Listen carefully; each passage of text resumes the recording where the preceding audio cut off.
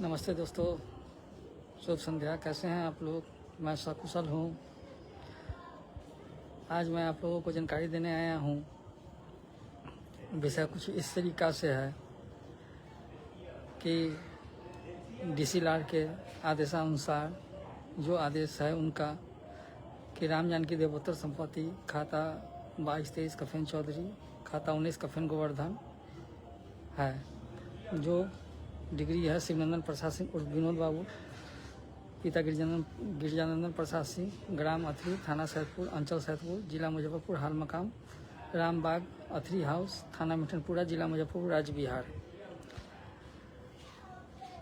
अब कहना ये है कि यहाँ अपने चचा के ज़मीन पर रोक लगाएं और बोले कि बांट के नहीं मिला। चलिए, देवोत्तर संपत्ति है।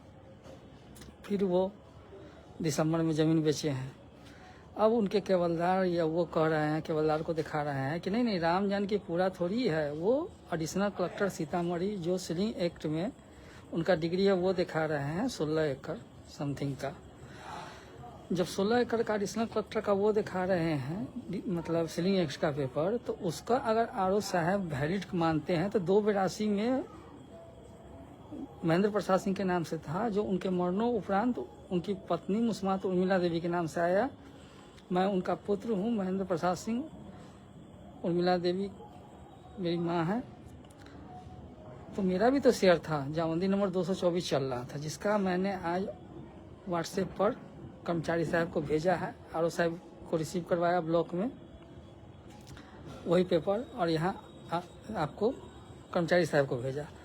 कर्मचारी साहब से मेरा बात हुआ तो उसमें मैंने कहा सुबह में कि सर एक चीज़ बताइए कि कैसे क्या करना है। तो वो बोले कि आरओ साहब तो एकदम पूरा एग्री है कि उसका दाखिल खारिज कर देना है। तो मैं बोला कि मेरे भी पिता का जामंदी नंबर 224 चल रहा था, अगर आरओ साहब करेंगे तो मेरे पिताजी के नाम से जो जामंदी था उस पर डीसी साहब का रोक लगा है। उसमें वो कह रहे हैं कि राम जानकी देवोत्तर संपत्ति है, बाई पेपर उनका डिग्री है, तो वो दिखाएंगे क्या कि नहीं 16 एकड़ है।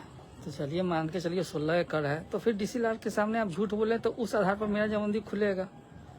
जब वो दाखिल खारिज करेंगे आरओ साहब तो मेरा भी जामंदी उनको खोलना है। अब खोलेंगे तो जो ज़मीन का दाखिल खारिज करेंगे वो ज़मीन मेरे पिताजी के नाम से खाता के सर्व नंबर है, तो वो कैसे कर देंगे। अब विनोद बाबू फंसे बहुत बुरे। अब उनका कोई दूसरा विकल्प नहीं है जो कुछ कर पाएंगे वो, और अपने फंसने के साथ साथ वो केवलदार को भी फंसाए हैं। और कर्मचारी हो, आरओ साहब हो, सीओ साहब हो, जो भी इसमें हाथ डालेंगे वो सबका नौकरी जाएगा। वो ये भी नहीं कह सकते कि माना भूल, क्योंकि डॉक्यूमेंट ऑलरेडी रिसीव हो चुका है। और दोबारा मैंने 14 मार्च को उस पर रोक लगाने का आवेदन दिया है, ऑनलाइन आवेदन। अभी तो खैर आरओ साहब, सीओ साहब ये सब हड़ताल में हैं। अब हड़ताल के बाद आते हैं तो कैसे क्या करते हैं। इस बीच में कुछ पेपर कोर्ट में सबमिट है, वो भी पेपर हमको निकालना है। निकालने के बाद जब मेरा बुलाहट होगा, हमको तो खैर बोलने का मौका नहीं देते क्योंकि यहाँ पैसा का खेला है। एडवोकेट जाएंगे, उनको साथ लेके जाएंगे और वो बात करेंगे। जब तक पैसा नहीं दें तब तक नहीं दें। अब देखिए माननीय मुख्यमंत्री सम्राट चौधरी जी भी इस वीडियो के माध्यम से कहीं उन तक पहुंच गया तो वो भी देखें।